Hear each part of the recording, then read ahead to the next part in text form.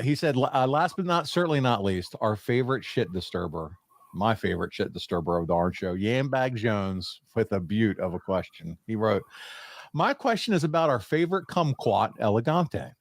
You have one final quest to defeat the monster, and you'll never hear about him again. It's Arn Anderson and Elegante in a 3 stages of hell match. He goes on. He says, I'm going to pick the first match, Paul the second, and Arn gets the clincher. Arn, my choice is a scaffold match. How would Arn go about knocking that big son of a bitch to the floor? After that, Paul, I want you to tell us your pick and why. And then Arn, what is your choice for the third match and why? Oh my. So his choice was the scaffold match. You need to tell us how you're going to knock Elegante off a scaffold. And there's no other options. I've got to do this to get him out of my life. Is that what I'm? That's right. He said, this is it. Once you're done the 3 stages of hell, you'll never hear about him again. Well, as clumsy as he was, number one, I think if I could actually, and it is a cliche, it is slip on a banana peel has become a part of folklore. We all know what it means. A guy busting his ass for no apparent reason.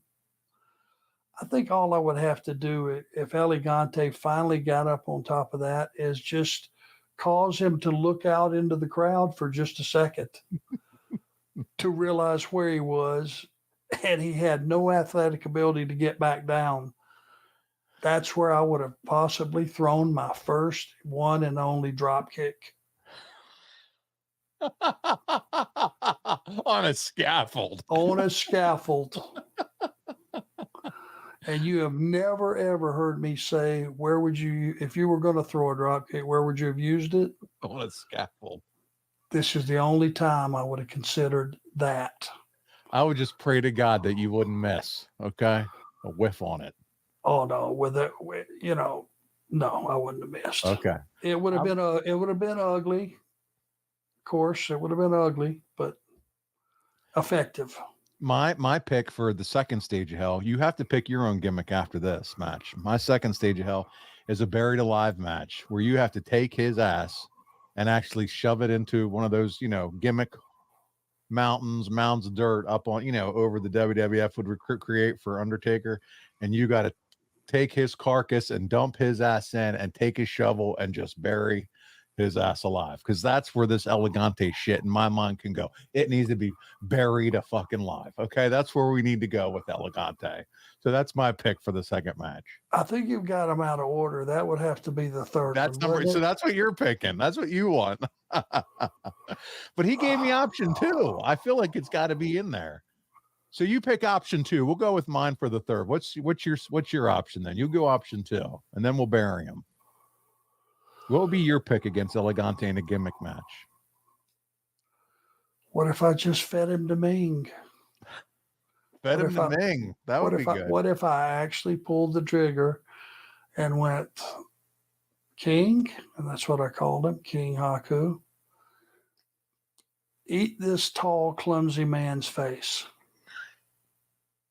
Eat his face. That's it.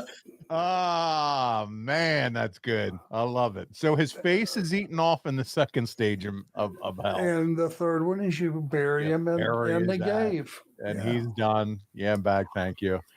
He says, in all seriousness, guys, thank you for making this show the real gem of ad-free. Arn, thank you for sharing your journey and your life so openly with your listeners. Paul, thank you for steering the ship so well and making the listeners feel so important every single week.